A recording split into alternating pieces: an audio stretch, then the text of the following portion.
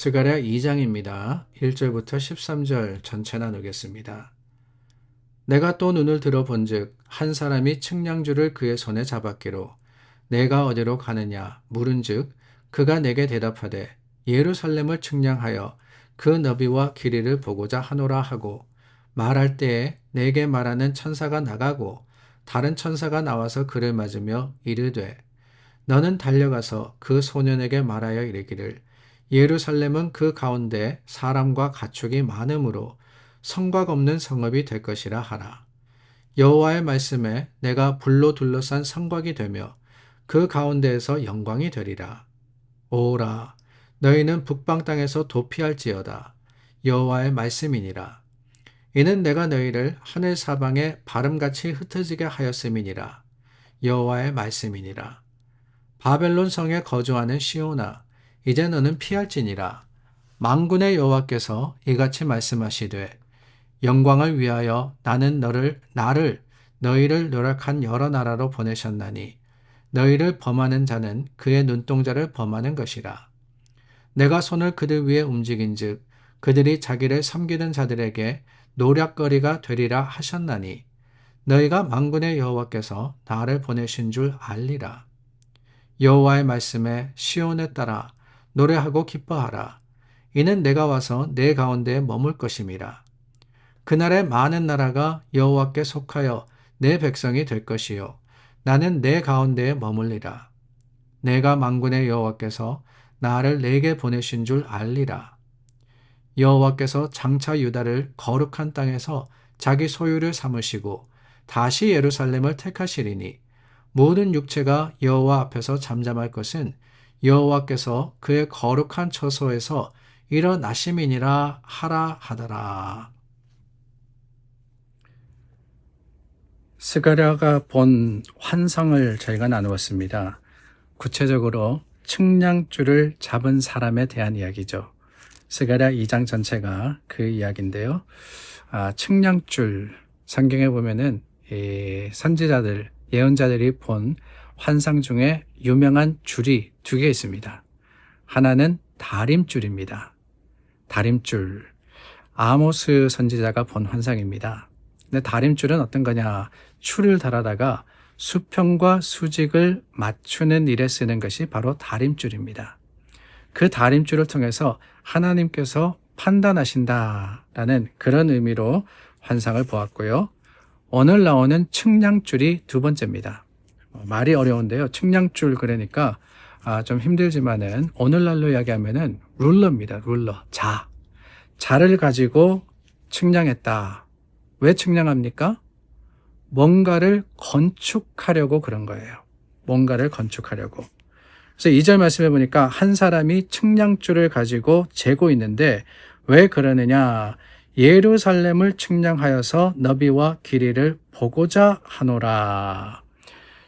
우리가 나누는 이 스가랴 말씀이 언제 주어진 것이라고 말씀드렸죠? 바벨론의 포로로 갔던 이스라엘이 회복되어서 예루살렘, 무너진 성입니다. 그 예루살렘의 무너진 성전, 그 성전을 건축하는 시대에 하나님의 주시는 말씀이에요. 그러니까 완전하게 예루살렘이라는 것은 파괴되어 있습니다.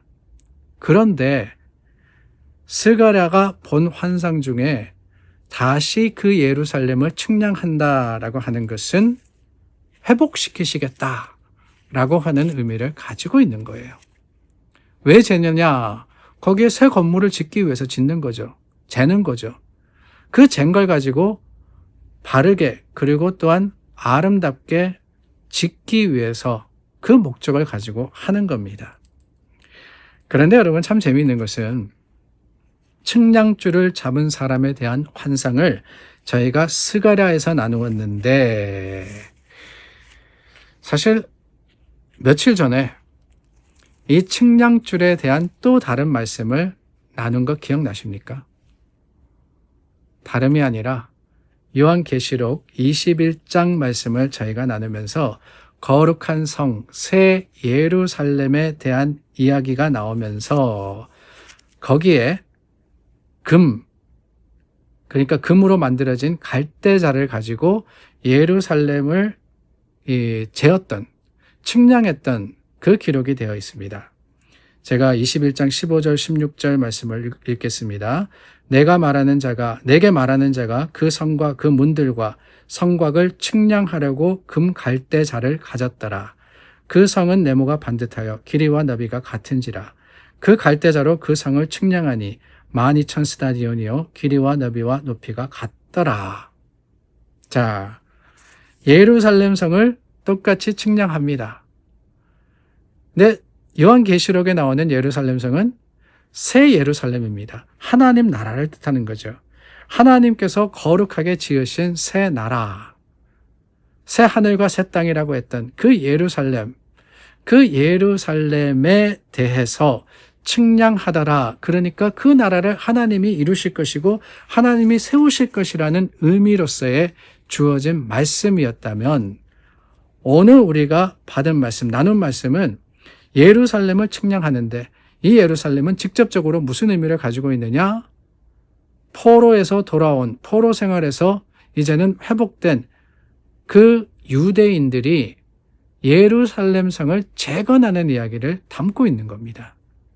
실제적으로 성전이 건축되고 또한 이 느헤미야를 통해서 이제는 그 예루살렘의 성곽이 준공되고, 그럼으로써 예루살렘 성이 다시 한번 회복되었듯이 하나님께서 그 환상을 보여주시는 거예요. 하나님이 이 모든 일들을 이루실 것이다 라고 말입니다. 그런데 여러분, 이 땅에 세워진 그 예루살렘, 그때의 예루살렘만이 아니라 장차 올 하나님의 나라에서도 이렇게 하나님께서 직접 하나님의 이루실 나라가 있고 하나님께서 세우실 성이 있고, 그 거룩함이 하나님의 직접적인 간섭과 그 계획 가운데 완성될 것이다 라는 사실을 우리가 기억할 때 가슴이 벅차지 않으십니까? 이미 이루어진, 이미 세워진 그 예루살렘을 보면서 약속된 예루살렘도 분명히 완성될 것을 우리는 기대하게 되는 거예요. 하나님의 약속이 그렇습니다. 하나님은 틀림없이 이루시는 하나님이세요. 그런데 여러분, 그 새 예루살렘이나 지금의 오늘 말씀에 나오는 예루살렘이나 참 놀랍고 감사한 게 뭔지 아십니까? 다름이 아닙니다. 4절 말씀에 보니까 그곳이 성곽 없는 성읍이 되리라 라고 했어요. 성곽 없는 성읍이 되리라. 그러니까 성벽이 없을 거다. 성읍인데 성벽이 없다 그러면은 말이 되지 않습니다. 실제적으로 예루살렘을 회복하면서 느헤미야는 성벽을 다시 세웠습니다. 그렇다면 이게 무슨 말이냐? 다름이 아니죠. 5절 말씀에 힌트가 있습니다. 여호와의 말씀이 내가 불로 둘러싼 성곽이 되며 그 가운데에서 영광이 되리라. 피지컬한, 물리적인 벽이 더 이상 중요한 게 아니다라고 하는 거예요. 그 벽은 무너질 수밖에 없는 겁니다. 바벨론이 쳐들어왔을 때 그 성벽, 예루살렘 벽이 굳건하다 생각했지만 한순간에 파괴되어 버렸습니다. 더 이상 그런 성곽, 더 이상 그런 성읍을 이야기하시는 게 아니에요. 하나님은 하나님이 직접 지켜주실, 이게 놀라운 사실이며 이게 놀라운 약속 아니겠어요? 이 땅에 이루어진 성읍만이 아닙니다. 하늘나라의 그 새 예루살렘은 어느 것도 그 무엇도 틈타지 못하고 무너뜨리지 못하는 하나님의 보호하심이며 또한 지키심이 되는 겁니다. 우리는 그 나라를 기대하는 사람이에요. 그 예루살렘을 소망하는 자들입니다. 하나님이 우리에게 베풀어 주신 사랑과 그 은혜와 말씀의 분명함을 가지고 주님 지금도 재고 계세요.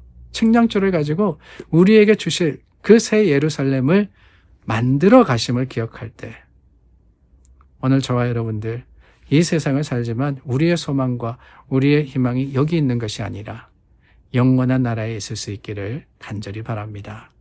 그 나라, 그 땅, 그 성읍, 영화로운 것임을 기억하며 하나님이 우리를 오늘 말씀과도 같이 내가 불로 둘러싼 성곽이 되리라. 여러분들의 삶의 지경에 주님께서 불로 지키시고 여러분들을 두르시고 굳건한 굳건한 성벽이 되어 주시기를 우리 주 예수님의 이름으로 축원합니다.